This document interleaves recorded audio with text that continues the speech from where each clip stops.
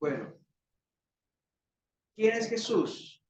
¿Quién es Jesús? Ha sido uno de los temas más importantes en la historia. Es más, el Señor Jesús, como lo mencionábamos la ocasión anterior, dijo: ¿quién dicen los hombres que soy yo? Y luego preguntó: ¿y ustedes quién dicen? ¿Ustedes quién dicen que soy yo? A lo que Pedro contestó: tú eres el Cristo. Recuerda, tú eres el Cristo, el Hijo del Dios viviente. Vamos a mirar en Juan capítulo 1. Juan capítulo 1. El Evangelio de Juan, más del 90% del Evangelio de Juan no aparece en ninguno de los otros evangelios. Es una de las características del Evangelio de Juan. O sea, la mayor parte del Evangelio de Juan no aparece ni en Mateo, ni en Marcos, ni en Lucas. Vamos a leer Juan capítulo 1, pero Juan capítulo 1 dice, versículo 1. En el principio era el verbo. El verbo era con Dios y el verbo era Dios. 2. Este era en el principio con Dios. Todas las cosas. Bueno, vamos a hacer algo si usted toma notas o si usted es de los que raya en su Biblia. Bueno, vamos a encontrar del versículo 1 al 18 cuántas veces aparece la palabra Dios y cuántas veces aparece la palabra Jesús o referencias a él. Cuando hablo de Jesús o referencias a él, por ejemplo, el versículo 4 dice, en él estaba la vida. No dice Jesús, pero se refiere a él. Entonces, esa sería una vez. Entonces, ¿cuántas veces aparece la palabra Dios? Y por otro lado, ¿cuántas veces aparece la palabra Jesús o referencias a él? O cuando habla de unigénito, sabemos que está refiriéndose a él. O de verbo, sabemos que se está refiriendo a él. Entonces, sería una vez más. Versículo 1. En el principio era el verbo era con Dios y el verbo era Dios. Este era en el principio con Dios. Todas las cosas por él fueron hechas y sin él nada de lo que ha sido hecho fue hecho. En él estaba la vida y la vida era la luz de los hombres. La luz en las tinieblas resplandece y las tinieblas no prevalecieron contra ella. Algunos piensan que una traducción más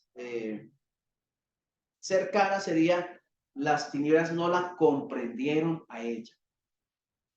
Versículo 6. Hubo un hombre enviado de Dios, el cual se llamaba Juan. Este vino por testimonio, para que diese testimonio de la luz, a fin de que todos creyesen por él. No era en la luz, sino para que diese testimonio de la luz. Aquella luz verdadera que alumbra a todo hombre venía a este mundo. En el mundo estaba y el mundo por él fue hecho, pero el mundo no le conoció. A lo suyo vino y los suyos no le recibieron. Mas a todos los que le recibieron, a los que creen en su nombre, les dio potestad de ser hechos hijos de Dios, los cuales no son engendrados de sangre, ni de voluntad de carne, ni de voluntad de varón, sino de Dios. Y aquel verbo fue hecho carne y habitó entre nosotros. Esa palabra habitó es puso su tabernáculo, haciendo referencia al tabernáculo en el Antiguo Testamento. El tabernáculo hablaba de la presencia de Dios. Entonces, ese habitó se podía colocar como un verbo que no lo conocemos. El verbo sería tabernaculó entre nosotros. Entonces, y aquel verbo fue hecho carne y tabernaculó entre nosotros y vimos su gloria, gloria como el unigénito del Padre, lleno de gracia y de verdad. Juan dio testimonio de él y clamó diciendo: este es de quien yo decía, el que viene después de mí es antes de mí, porque era primero que yo, porque de su plenitud tomamos todos y gracia sobre gracia. Pues la ley por medio de Moisés fue dada, pero la gracia y la verdad vinieron por medio de Jesucristo. A Dios nadie le vio jamás. El unigénito Hijo que está en el seno del Padre, Él le ha dado a conocer. Entonces, en ese pasaje, en ese párrafo, el versículo 1, el versículo 18, ¿cuántas veces aparece la palabra Dios? Alguien dice que 8, alguien dice que 6, otros dicen que 5, otros dicen que no. La palabra Dios, la palabra Dios, la palabra, vamos a buscar a ver. En el principio era el verbo, versículo 1 aparece dos veces. Versículo 2, otra vez sería 3. El versículo 6, una vez más, 4 veces. 4 veces. El versículo 12 sería una vez más 5 veces. Versículo 13 serían 6 veces.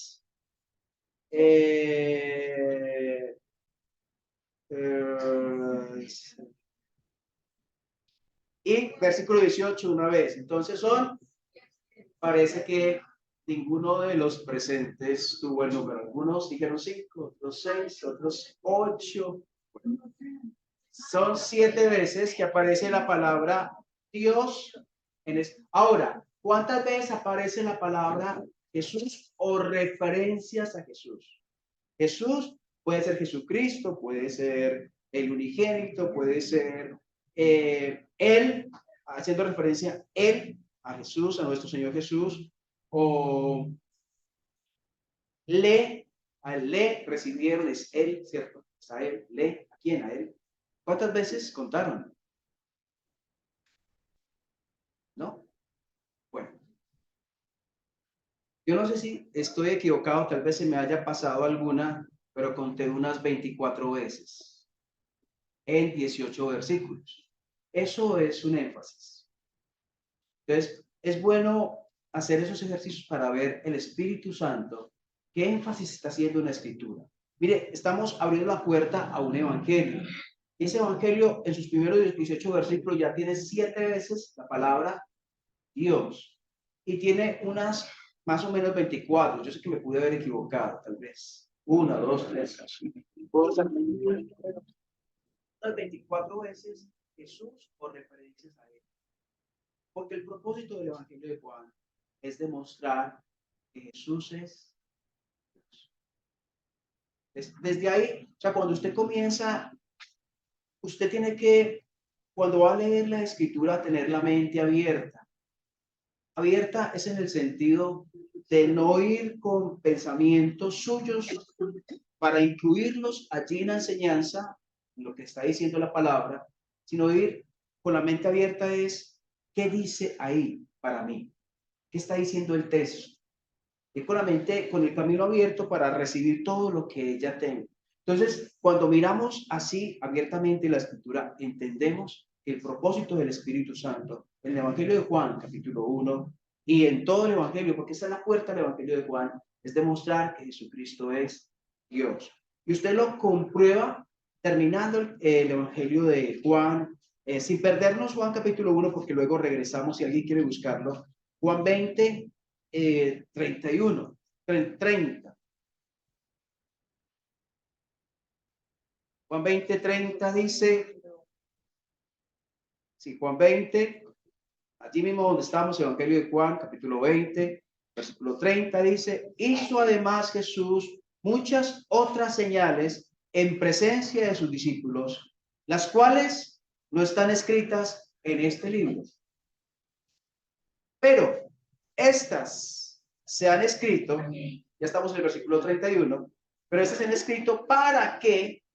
¿Para qué?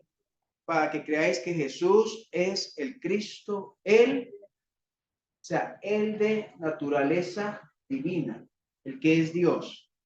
El el Hijo de Dios y para que creyendo tengáis vida en su nombre. Les decía la vez anterior que esta doctrina no es secundaria. Esta doctrina no es la de las que ustedes escuchan y puede decir, sí, está bien, no hay problema. Acordamos con algo, pero en esas cositas también nos puede... No. En esto, si tenemos diferencia con alguien en este tema, es porque está muy mal la doctrina de esa persona. Está muy salida de la escritura. Muy salida.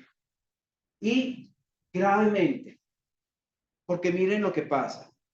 Es necesario creer que Jesucristo es el Cristo, el Hijo de Dios, para tener ¿qué?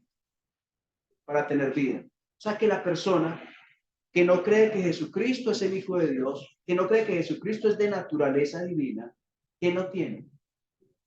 No tiene vida. Está muerta, sus delitos, sus pecados. Puede tener 150 años en una iglesia, secta o grupo religioso, como usted le quiera llamar. Puede vestir muy bien, puede comportarse muy bien, puede ser excelente esposo o esposa, pero no tiene vida. ¿Estamos diciendo algo que dice la escritura o no estamos saliendo? Lo estamos haciendo. Para que tengáis vida en su nombre. Volvemos al capítulo 1. Vamos a tratar de mirar un poquito el capítulo 1. ¿Qué dice acerca de Jesús? ¿Qué dice acerca de Jesús? Entonces, si tú ves algo que dice acerca de Jesús, puedes irlo colocando en tus notas como algo ya que Dios te está mostrando, que dice ahí acerca de Jesús. ¿Qué dice acerca de Jesús?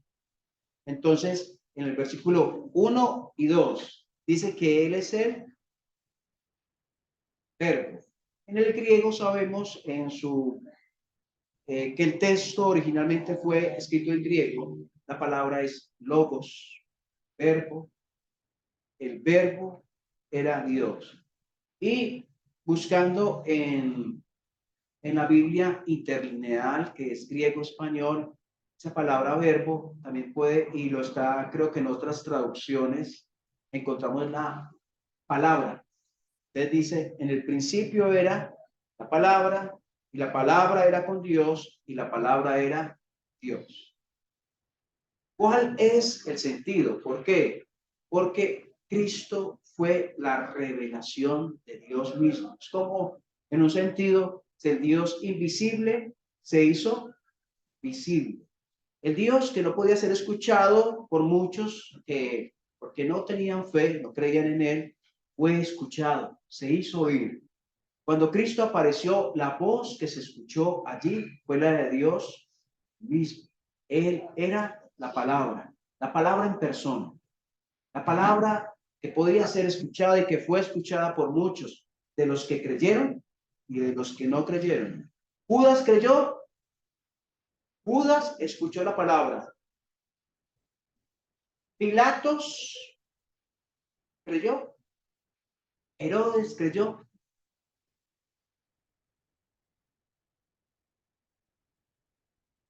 Muchos saduceos creyeron, fariseos, escribas, escucharon la palabra. No la creyeron, pero sí la escucharon.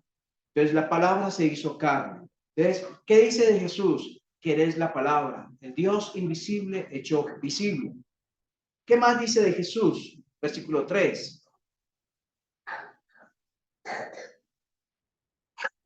¿Están mirando? Todos están mirando el versículo 3. Todos mirando el versículo 3. ¿Sí? ¿Qué dice? ¿Qué dice ahí de Jesús? ¿Que Él es qué? Eso, Él es el creador. ¿Cuántas cosas fueron hechas por Él? Hay una mala traducción de la escritura. Mala traducción.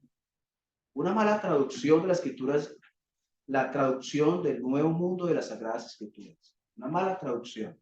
¿Qué dice? Todas las otras cosas por Él fueron hechas. ¿Por qué? Alguien puede decir, eso es lo mismo. No es lo mismo. Yo voy a decir, ¿por qué no es lo mismo? Porque aquí dice que todas las cosas fueron hechas por Él y en esa traducción y todas las otras cosas. Porque este grupo que comparte esta Biblia ellos enseñan que Jesús fue creado.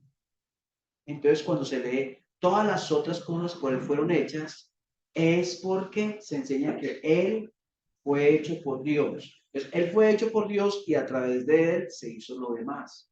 Esa es la enseñanza de ellos. Pero ¿qué dice acá? Todo lo creado fue hecho por él. Todo. No hay nada, nada, absolutamente nada, por lo más minúsculo, lo más pequeño, lo que se necesita un microscopio para mirarse. No hay nada que no haya sido creado por él. O sea, la escritura es absoluta. Todas las cosas por él fueron hechas. Y es tan absoluta que lo enfatiza. O sea, ya lo dijo, ¿cierto? Pero vuelve y lo dice. Y sin él, nada de lo que ha sido hecho fue hecho. Miren la importancia. Cuando hay algo importante, el Espíritu Santo lo enfatiza, como que lo dice y como que encima lo confirma. Entonces, Él es creador. Hemos visto que Él es la palabra o el verbo y Él es creador. Versículo 4 y 5. ¿Qué más dice de Jesús? En Él estaba la vida y la vida era la luz de los hombres. La luz en las tinieblas resplandece y las tinieblas no prevalecieron o no la entendieron a ella. ¿Qué dice ahí de Jesús? Él, en Él estaba la vida. ¿Qué significa eso que estaba en la vida? Él está vivo. Algo más que eso. Que Él es fuente. Exacto. Él es fuente de la vida. O sea, no solamente basta con decir que Jesús estuvo vivo, existió, fue real. Él es la fuente de la vida. Y esto está obviamente relacionado con lo anterior, porque estamos diciendo que Él es creador porque Él dio vida. Entonces estamos diciendo acá, Él es fuente de vida. El versículo, vamos a saltar hasta el versículo 10. En el mundo estaba ¿quién? Y el mundo por Él fue hecho. Otra vez se enfatiza lo mismo. Y el mundo por Él fue hecho, pero el mundo no lo conoció. Entonces, ¿qué dice ahí de Jesús?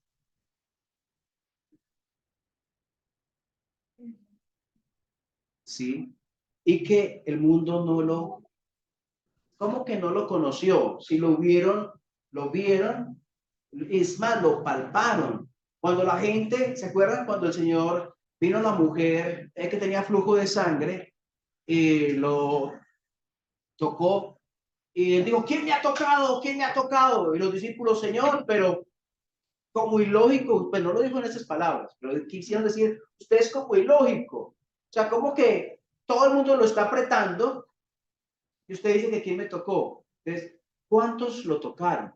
¿Cuántos tuvieron acceso en esas multitudes a estar cerca de él? ¿A cuántos niños fueron cargados por él? O sea, pudieron verlo, pero no lo conocieron. ¿Qué significa que no lo conocieron? O sea, no lo, exacto, estamos hablando de que Él es Él, la palabra, Dios invisible se hace visible, el creador, la fuente de vida, pero ellos no lo reconocieron. Lo vieron como una persona, ¿cómo? Exacto, no lo aceptaron como quien era Él. O sea, vieron como aquí el ser humano, que se veía así, que se podía palpar, ver, escuchar, pero no vieron en Él su dignidad, la dignidad de su persona.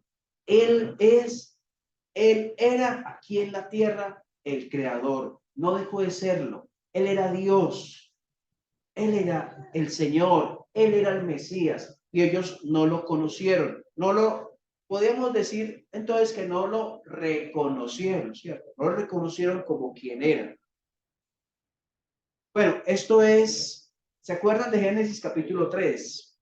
Génesis capítulo 3 es un capítulo trágico, porque usted ve el capítulo 1 Y capítulo 2 es una hermosura, ¿se acuerdan? Y vio Dios que era bueno, ¿cierto?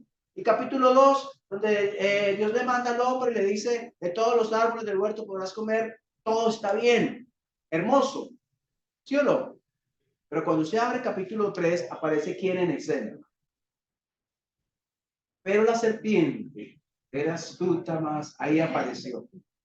Entonces es un capítulo trágico, iniciando el capítulo. Después Dios hace algo maravilloso.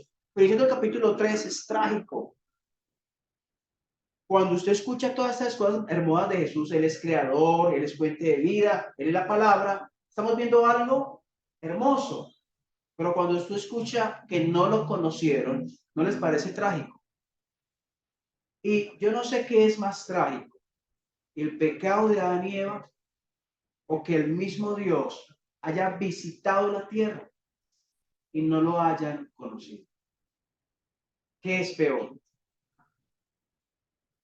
En el mundo, el versículo en el griego dice más o menos que en el mundo existía y el mundo a través de él llegó a ser y el mundo a él no conoció. Algo más o menos así dice el griego traducido al español. Bueno, versículo 11.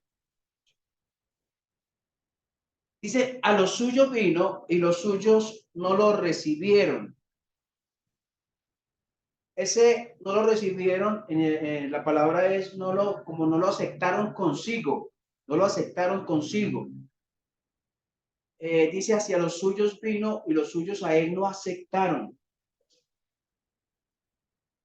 No lo conocieron, no lo reconocieron como era y por lo tanto él fue rechazado.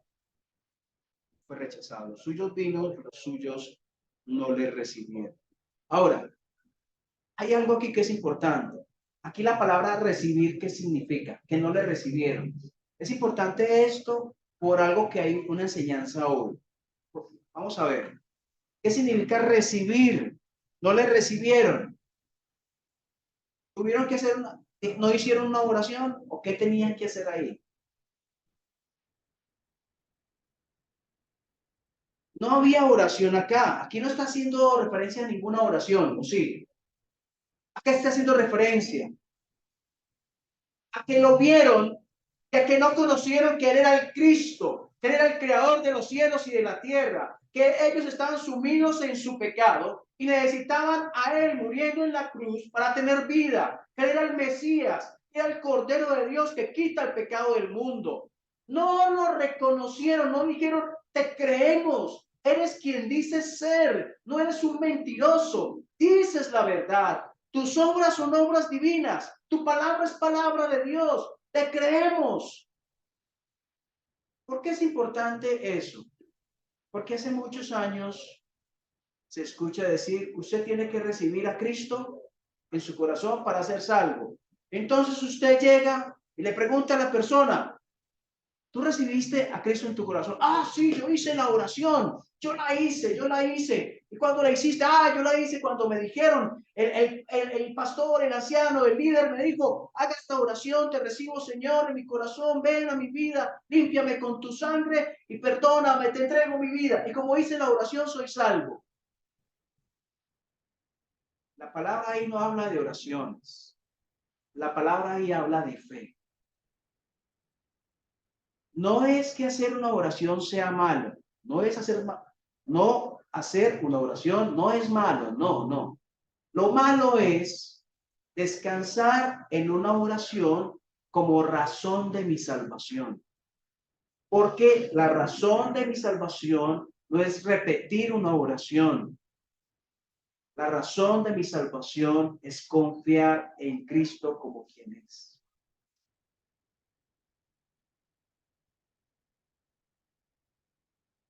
Les pregunto, ¿el ladrón en la cruz hizo la oración de fe? Te recibo, Señor, en mi corazón, límpiame con tu sangre preciosa, te entrego mi vida, amén. ¿La hizo o no la hizo? ¿Fue salvo? Sí. ¿Hay algún ejemplo en la escritura de una persona que haya hecho la oración de fe? ¿Algún apóstol le dijo a otro que hiciera la oración de fe? Pero nosotros escuchamos que la persona, usted hizo la oración, sí, yo la hice, ay, bendito, ay, qué bueno, ya es algo porque usted hizo. Y la persona a veces solo hizo, lo que hizo fue repetir algo que le dijeron que hiciera, y lo hizo, pero no entendía cuando dijo, Señor, yo sé que tú pagaste por mis pecados en la cruz, no entendía, solamente repitió y no pasó nada. ¿Sabe qué es lo malo? Lo malo es que esa persona cree que es salvo. Es como una persona que está enferma, gravemente enferma, que piensa que tiene salud. Pero mientras tanto, la enfermedad por dentro la va comiendo y la lleva a la muerte. Más peligroso, una persona que no sabe, que piensa que sabe, cuando en realidad no sabe. Más peligroso, porque esa persona se va engañada, porque esa persona va a despertar un día de la eternidad sin saber qué sucede, qué pasó aquí, yo por qué estoy acá, si yo voy para el cielo. Campañas evangelísticas donde se cuentan los salvos por las. ¿Cuántos hicieron la oración de fe? 1, 2, 3, 4, 10. Ah, qué bueno. 10 personas más a la gloria de Dios. Ojalá fuera así. Ojalá. Pero no es por repetir una oración. No es por acompañar a alguien que le está diciendo, venga, reciba a Cristo en su corazón conmigo. Es por confiar en Jesús, lo que Él dijo que era. ¿Y quién es Él? Lo que Él hizo por nosotros en la cruz como suficiente. Yo no voy al cielo por repetir. Yo hice la oración, yo la hice. Yo tenía 11 años, la hice, sí. Pero yo no voy al cielo porque hice esa oración. Yo voy al cielo porque Cristo pagó por mis pecados en la cruz. Yo, miserable pecador, recibí el perdón porque Cristo pagó por mí en la cruz. No porque hice una oración. Entonces, el versículo 11 dice, a los suyos vino y los suyos no le recibieron. No creyeron que era quien decía ser. Más a todos los que le recibieron. Y aquí es que nos pegábamos tiempo atrás a decir, hay que recibirle, hay que hacer la oración, reciba a Cristo. Pero, ¿qué es recibirle? Aquí dice que es recibirle. Más a todos los que le recibieron, ¿quiénes son los que le reciben? Ahí lo dice, los que creen en su nombre. Les dio potestad de ser hechos hijos de Dios. Así que la salvación no descansa en la oración, descansa en la fe, en el creer, muy bien, en el creer en el nombre. Y el nombre de Él habla de quién es Él, de su persona. Y estamos leyendo quién es Él. Cuando leemos que Él es la palabra o el verbo, cuando leemos que Él es la fuente de vida, cuando leemos que es el creador, que Él es la luz, estamos pensando en Él. Entonces, el nombre de Él representa todo eso, lo que es Él y lo que Él hizo por nosotros en la cruz. Eso es creer en su nombre. Si alguien quiere hacer una oración, es bienvenido y pedirle perdón a Dios. Debemos pedirle perdón a Dios, arrepentirnos de una vida miserable sin Él, de una vida sucia sin Él, sí. Y usted pedirle, Señor, perdóname y límpiame. Y sé que la sangre tuya me limpia. Eso es bíblico. O sea, la Biblia dice la sangre de Jesucristo, su Hijo, nos limpia de todo pecado. Orarle al Señor está bien, pero no decir que por repetir una oración como si fuera una, ¿cómo se llama eso? Un amuleto, no sé qué. Que por repetir esto entonces es salvo. No, es por creer en el nombre de Jesús. Es por creer en Él que soy salvo. Que por Él tengo vida. Bueno, entonces, en la Biblia, estamos mirando en el griego español, todo dice el versículo 12, algo así como todos los que le recibieron a Él, dio a ellos el derecho, o también dice autoridad, dio a ellos el derecho de llegar a ser hijos, a los que confían. La palabra aquí que aparece es a los que confían en su nombre.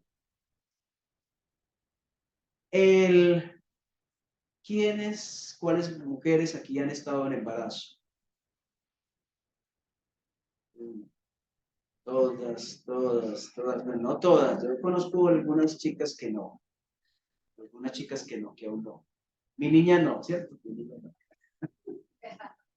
Bueno, casi todas.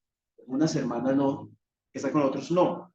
Pero en el primer mes del embarazo, la primera semana, ¿sabe qué pasa? La primera semana se forma la cabeza, las extremidades y el corazón y los pulmones. Pero son una miniatura, ¿cierto? A partir del día 25 de gestación, el corazón empieza a latir. Qué cosa tan hermosa. ¿Sabe por qué? Porque el corazón está latiendo en algo tan pequeñito que mide 9 milímetros. Tan chiquitico, y está latiendo ya el corazón a los 25 días de gestación. Es hermosa la vida, pero aún más grandioso que Dios nos haya hecho sus hijos, que hayamos nacido a la familia de Dios. ¿Qué milagro es ese? Y por ahí dice el versículo 12, les dio potestad o autoridad o derecho de ser hechos hijos de Dios. Para los que creen que todos son hijos de Dios, tenemos este versículo. Porque si uno llega a ser hijo de Dios, es porque antes no lo era. Yo no puedo llegar a ser algo que ya era. Entonces, les dio potestad de ser hechos hijos de Dios. ¿A través de qué? Del bautismo, de la obediencia. ¿De qué? De recibir y creer al nombre de Jesús, de creer, de reconocer y confiar en Él, en su obra, como fuente de mi salvación. El versículo 13 dice que los cuales no son engendrados de sangre. Esa sangre es, la palabra es sangres, ahí. O sea, esa es una referencia como a la combinación de la sangre de papá, sangre de mamá. Entonces, no es por sangres, ni de voluntad de carne, ni de voluntad de varón, sino de Dios. De Dios. Y el Verbo se hizo carne y habitó entre nosotros.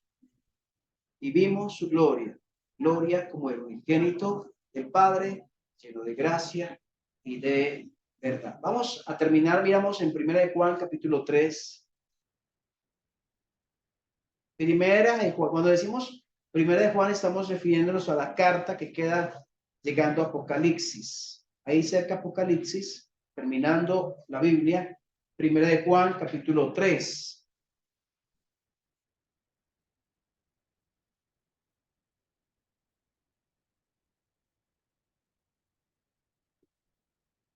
Versículo 1.